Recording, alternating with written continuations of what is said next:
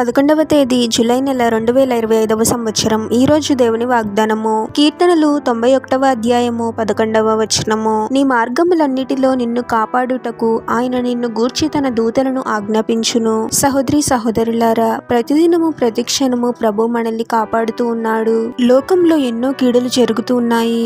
ఈ రోజు సజీవంగా ఉన్న వ్యక్తి రేపు కూడా సజీవంగా ఉంటాడు అని చెప్పలేని పరిస్థితులు ఉన్నాయి. మరణం ఎప్పుడు ఎటువైపు నుండి వస్తుందో తెలియడం లేదు. ఎన్నో భయంకరమైన వ్యాధులు, కీడుల మధ్య మనం జీవిస్తూ ఉన్నాము. మనం మన కంటితో చూడలేదు, కానీ ప్రభువు ఎన్నో కీడుల నుండి, అపాయాల నుండి మనల్ని రక్షించాడు.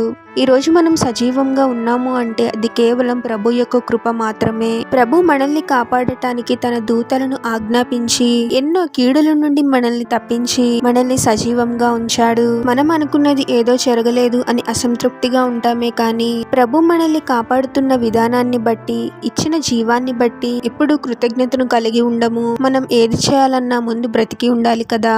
మనకు ఇచ్చిన ఈ జీవాన్ని బట్టి ఎప్పుడు ప్రభు పట్ల కృతజ్ఞత హృదయాన్ని కలిగి ఉండాలి. ప్రతిదినము లేవగానే ఆ రోజు నిమిత్తము ప్రార్థించాలి. మనల్ని కాపాడమని, అన్ని కీడుల నుండి రక్షించమని ప్రభువునకు మొరపెట్టాలి. మన మార్గములన్నిటిలో మనల్ని కాపాడటానికి ప్రభువు తన దూతలను ఆజ్ఞాపిస్తాడు. ప్రార్థన.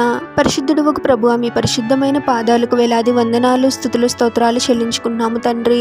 మరొక నూతన దినంలోనికి మమ్మల్ని క్షేమంగా ప్రవేశింపచేసిన దేవా, మీకే స్తోత్రం ప్రభువా. ఎన్నో కీడుల నుండి, అపాయాల నుండి మమ్మల్ని కాపాడావు ప్రభువా. మరణం నుండి తప్పించి ఈ రోజు సజీవుల లెక్కలో ఉంచావు తండ్రి. మీరు మాకు అనుగ్రహించిన ఈ జీవాన్ని బట్టి మిమ్మల్ని ఎంతగానో స్తుతిస్తున్నాము తండ్రి. లోకంలో ఎన్నో కీడులు జరుగుతున్నాయి ప్రభువా. ఎప్పుడు ఎలాంటి కీడు జరుగుతుందో చెప్పలేని పరిస్థితులు ఉన్నాయి తండ్రి. మీరే మాకు తోడుగా ఉండండి తండ్రి. అన్ని కీడుల నుండి మమ్మల్ని తప్పించండి ప్రభువా.